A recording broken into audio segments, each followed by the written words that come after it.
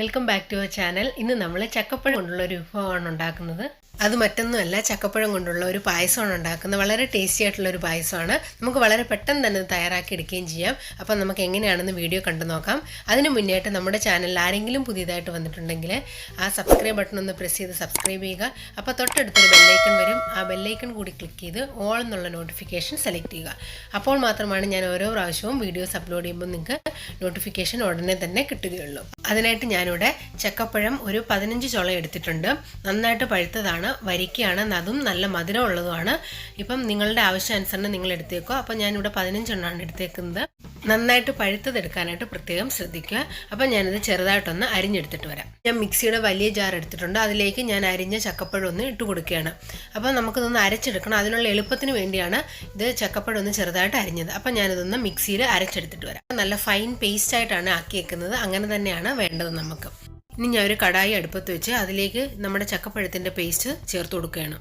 ഇതിലേക്ക് ഞാൻ ചേർത്ത് കൊടുക്കുന്നത് തേങ്ങാപ്പാലാണ്. തേങ്ങയുടെ 1/4 പാലാണ്. അപ്പം ഒരു തേങ്ങയുടെ പകുതി, ഒരു മുറി തേങ്ങയാണ് ഇതിനു വേണ്ടി ഞാൻ എടുത്തിട്ടുള്ളത്.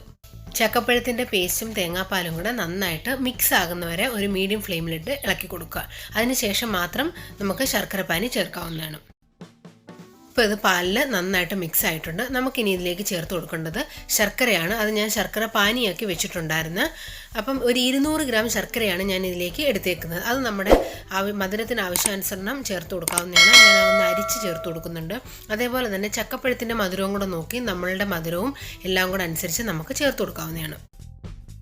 ഇനി നമുക്ക് മീഡിയം ഫ്ലെയിമിൽ ഒരു 7 മിനിറ്റോളം നന്നായിട്ട് ഒന്ന് ഇളക്കി കൊടുക്കാം. അടിക്ക് പിടിക്കാതെ പ്രത്യേകം ശ്രദ്ധിക്കണം. അതുകൊണ്ട് കൈ വിടാതെ ഇളക്കണം. ഇതൊന്ന് കുറുകി വരുമ്പോഴത്തേക്ക് നമുക്ക് പശുവിൻ പാല് ചേർത്ത് കൊടുക്കാവുന്നതാണ്. ഇപ്പോൾ 7 മിനിറ്റ് കഴിഞ്ഞിട്ടുണ്ട്. നമുക്കിതിലേക്ക് ഇനി പാല് ചേർത്ത് കൊടുക്കാം. പശുവിൻ പാലാണ്, 1 ഗ്ലാസ് പശുവിൻ പാലാണ് ഞാൻ ഇതിലേക്ക് ചേർത്ത് കൊടുക്കുന്നത്. നമുക്കിനി ഒന്നുകൂടെ നന്നായിട്ട് ഇളക്കി കൊടുത്ത് ഒരു 3 മിനിറ്റോളം നമുക്ക് മീഡിയം ഫ്ലെയിമിൽ തന്നെ വെക്കാം. അതിനുശേഷം ഞാൻ ഇതിലേക്ക് നെയ്യ് ചേർത്ത് കൊടുക്കുന്നുണ്ട്. 1 ടേബിൾ സ്പൂൺ നെയ്യാണ് ചേർത്ത് കൊടുക്കുന്നത്. ഇനി ഇതിലേക്ക് 1/2 ടീസ്പൂണോളം ഉള്ള ഏലക്ക പൊടിയാണ് ചേർത്ത് കൊടുത്തേക്കുന്നത്. നന്നായിട്ട് ഇളക്കി കൊടുത്ത് നമുക്ക് 1 മിനിറ്റ് കൂടെ ഇതൊന്ന് വേവിച്ചെടുക്കാം. നമ്മുടെ പായസം ഇവിടെ റെഡി ആയിട്ടുണ്ട്. നന്നായിട്ട് കുറുകി കിട്ടിയിട്ടുണ്ട്. ഇനി നമുക്ക് നട്ട്സും കിസ്മിസും ഒക്കെ ഒന്ന് വറുത്തെടുക്കണം. അപ്പോഴേക്കും ഞാനിത് ഫ്ലെയിം ഓഫ് ചെയ്ത് ഒന്ന് മാറ്റി വയ്ക്കുന്നുണ്ട്. വേറൊരു പാൻ അടുപ്പത്ത് വെച്ച് ഞാൻ 1 ടേബിൾ സ്പൂണോളമുള്ള നെയ്യ് അതിനകത്ത് ഒഴിച്ചു കൊടുക്കുന്നുണ്ട്.